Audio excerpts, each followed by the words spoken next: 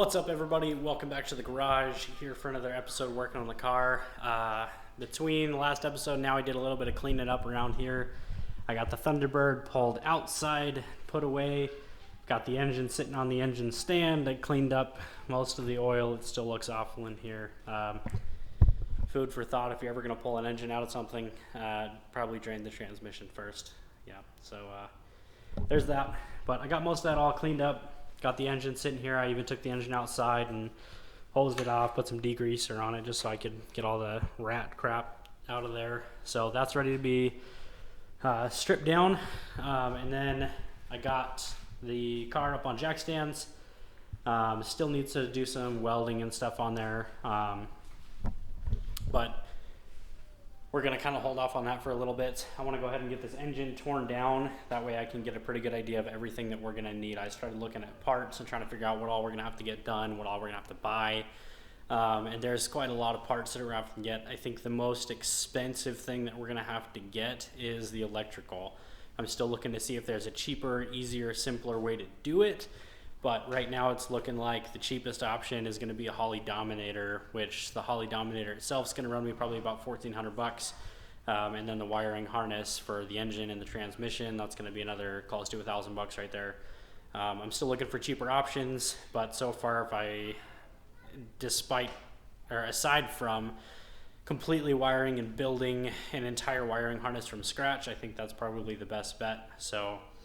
But there's a lot of other things we need to get, and to know exactly what all we're going to need to get, I need to get this torn down. This is a modular V8 engine, which means that the block and the heads and everything else is all interchangeable with the other modular V8s that Ford created. So these are the 2-valve heads. Not 100% sure yet.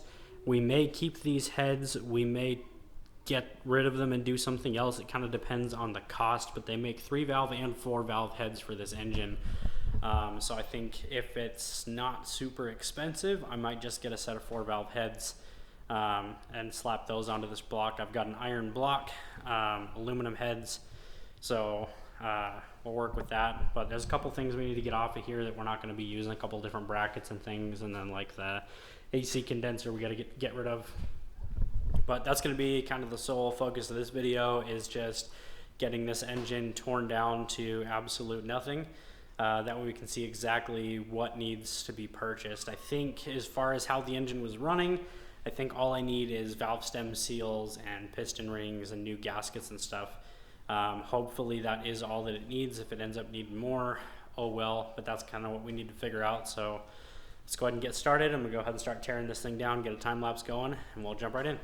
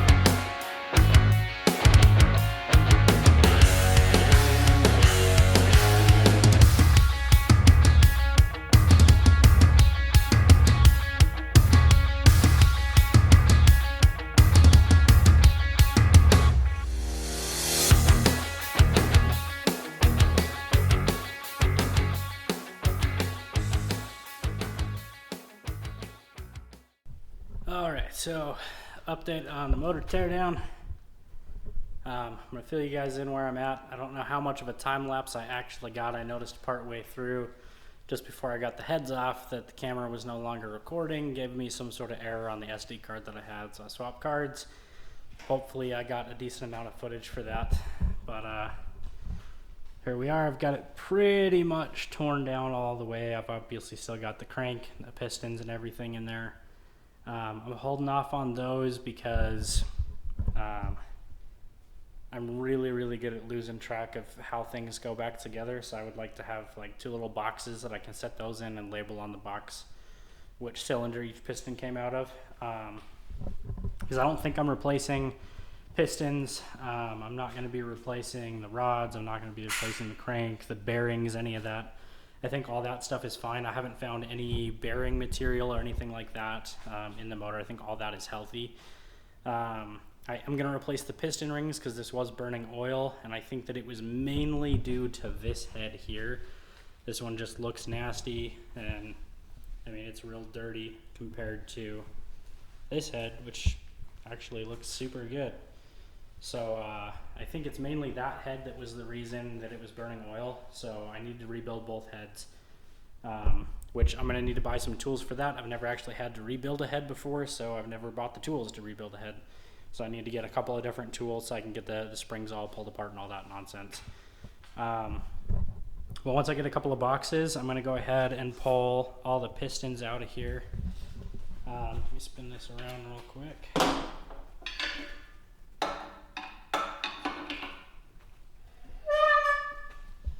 Alright, so pistons are all really dirty. There is a lot of gunk inside here.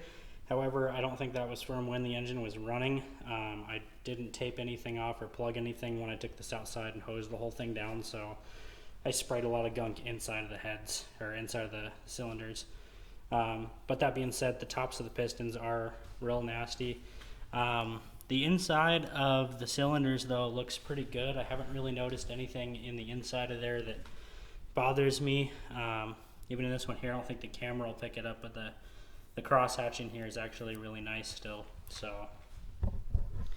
I'm going to pull all the pistons out, try to clean the tops of the pistons off a little bit. We're going to replace the piston rings, and then that's all we're going to do on the bottom end. I'm going to rebuild both of those heads, and then we're going to replace all of the gaskets and seals throughout the whole thing, put it all back together.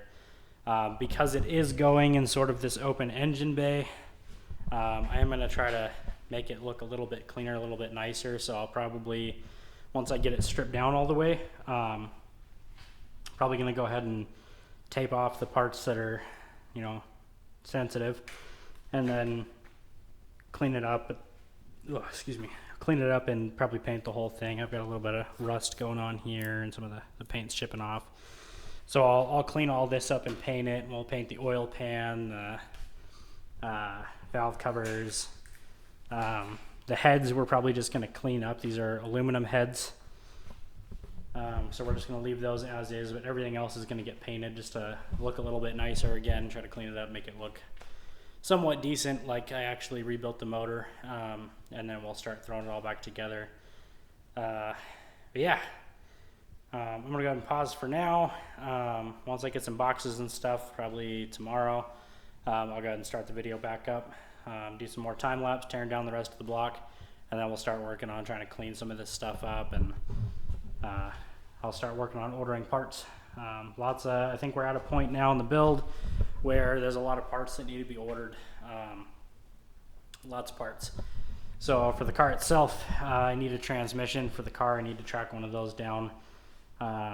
That way when I do get the motor rebuilt, we can pair it with the transmission and then start working on getting motor mounts and everything set up, see how everything's going to fit in there, build the transmission tunnel, all that good stuff. And then as far as just drivability, you know, we need steering wheel, and we need seats and seat belts and all that stuff. There's still a lot of work that needs to go on in here. I never finished welding that floor plate in.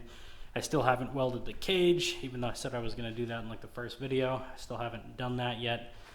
Mainly just because it's looking better now, but I dropped a piece of welding wire down my sleeve, and it stuck to the skin, so that was real nice. And since then I haven't attempted to weld again, so there's lots of welding that still needs to happen on the car, and then a lot of parts buying. We also need wheels and tires. I'll probably get some fresh brake pads, even though these brakes do work. I'll probably, while I've got it apart, probably tear all of the brakes apart, front and rear, and just get everything fresh, while I've got it all apart, try to get it as fresh as possible. And then of course, wheels and tires. So the big shopping list items is everything we need for the engine. So valve stem seals, piston rings, gaskets, and seals throughout the whole engine. And then of course the tools to rebuild the heads. We need a transmission. We need all of the electrical components, which again, I'm thinking that's going to be really expensive. Hopefully I can find a cheaper option, but if not, we're just going to have to buckle down, scrape together the cash, and buy a nice electrical system for it, which in the long run may be better because it'll give me more upgradability options for engines and stuff. In the long run, I can swap engines around without necessarily having to change a whole bunch of the electrical. So, but yeah, electrical system. And then of course all the parts for the car. We still need a lot of steel to build out the rest of the floor and the firewall. We need a fuel cell and then all the fuel lines and everything. Transmission, seats, steering wheel, seat belts, brakes. And then I did decide that I'm gonna redo this because this just looks terrible. Like the rest of the car is beat up and looks beat up.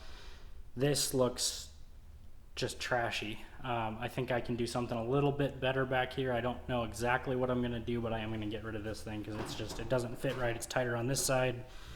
It doesn't even meet up over here.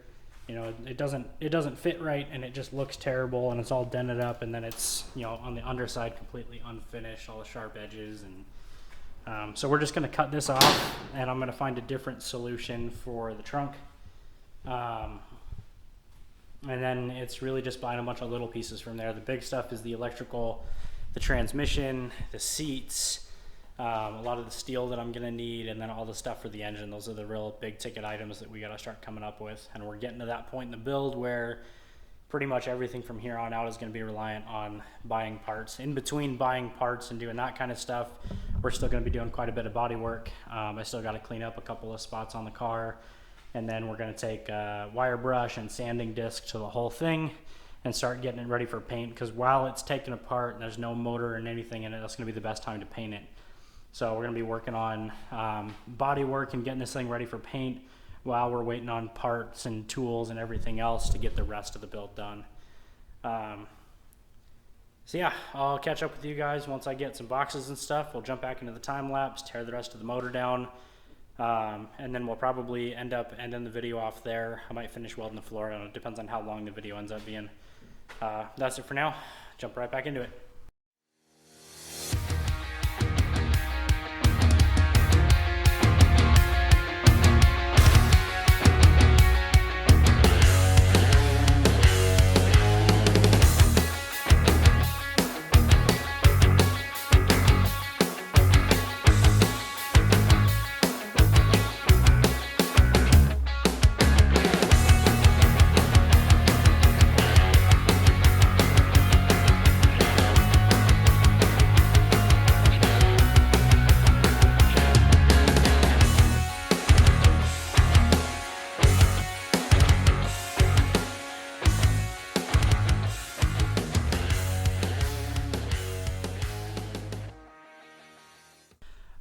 So I'm going to give you a quick rundown of everything that I've done with the engine so far.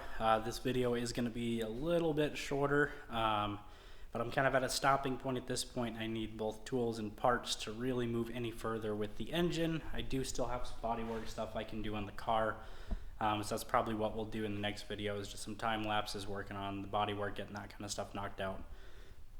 Ugh, excuse me. So here's what we got. I have torn the engine down probably about as far as I plan on taking it down. I've got everything off of the block except I believe this is an oil pump, and then the crank, and a few other little tiny bits and pieces, but pretty much everything else is taken out. I got the pistons and the rods out, all the stuff off the exterior. The heads are out and mostly disassembled. I still got a couple things I need to take off of there. That being said, here's where we're at with the engine. I hopped onto a Ford forum because I really don't know what I'm doing working with Fords. I've always worked with, Chevys and imports, so I really didn't know what I was getting into, and I wanted to know what kind of options I had for building this motor up while still keeping it on a budget. And then I had questions about the electrical system and the transmission, which I'll get to in a minute. As far as the engine goes, we are not doing anything special with this engine build. Mainly just because all the main components are good. It's just seals and piston rings and stuff that needs to be replaced. Everything else is good. The block is super healthy. The crank is good. The bearings are good. I mean, everything looks fine enough to use. And being a budget build, that's kind of the way we're going to go with it. That being said, the options that they do have available for this, the go-to things to make this engine a little bit better as you're building it is 4-valve heads and then better cams. The cams are a couple $100 a piece. The 4-valve heads built and ready to go is going to cost me like $1,000 a head. And that just kind of goes beyond what I want to do with the budget. So, and I really don't think we need anything else. This car back here, super lightweight. It's not a big, heavy car. So I really don't think we need a whole ton of power coming out of the block. And what we're going to be doing with the intake and the exhaust adds just enough power to where I think we'll be fine, especially using a manual transmission instead of that crappy automatic that was in that Thunderbird. I think we'll be doing all right for power for what we're trying to do with this car. Mainly just because it's going to be for fun, not so much for racing and all that. It is going to be doing racing, but it's mainly just going to be racing for the fun of racing, having a blast doing it. So, engine's going back together the way that it was. But before I can get it back together, I need to buy a bunch of stuff. I do need to clean everything before I do anything. Everything needs to get cleaned up. I need to clean the heads. I need to clean all the different parts, and I'm going to paint a bunch of the different stuff. But really I need parts. So that's what we're going to be doing over the course of the next couple of weeks. As I get some additional cash and stuff in, we're going to work on getting the parts ordered. The first things we're going to buy is just the stuff for the engine so we can get it put back together. I think the faster I put it back together, the better, and the less likely I'm going to forget where things go. That's just the way my brain works. So the first thing that I need is a tool. I don't know what it's called. I think it's just called a spring compressor, but I don't know. I need to get a tool to compress these springs so I can actually get the valves out to get to the valve stem seals on both heads so we can tear that apart. And then from there, it's just getting the valve stem seals themselves. I need to get new head gaskets and new seals for all the water stuff and piston rings. And then once we get all that, we can go ahead and throw the whole thing back together and it'll be ready to go for when we put it in the car. Now, shifting focus to the car itself, working on the build, there were 2 big ticket items that I was doing some research on my own and it was looking like they were going to be just really expensive. And I was kind of cringing at the prices, but I really wasn't seeing any other options. So that was the main reason that I jumped into that forum and started asking questions to see what I had. So the first big ticket item, the biggest thing that was going to cost me money on this build was the electrical system. I was looking at different electrical systems and I can buy a used factory harness off of something that would probably work, but they're really hard to find, those harnesses, and they cost several $100s, and then when I get it, it's old and used and it's probably going to fall apart.